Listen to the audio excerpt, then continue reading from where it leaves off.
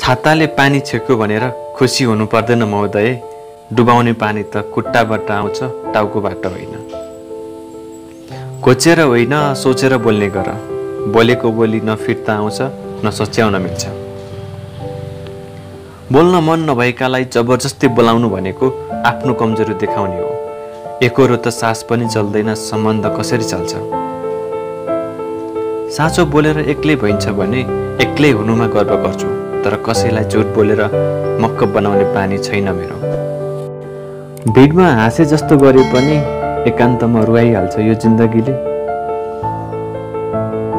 मान्छेको मन होस् या कपडा, पुरानो भएर केही फरक पर्दैन, तर सफा चाहिँ हुनुपर्छ। जुन कुरा भुलाउनै कोसिस गर्छु अक्सर त्यही कुरा नै धेरै सम्झनामा आइरहन्छ।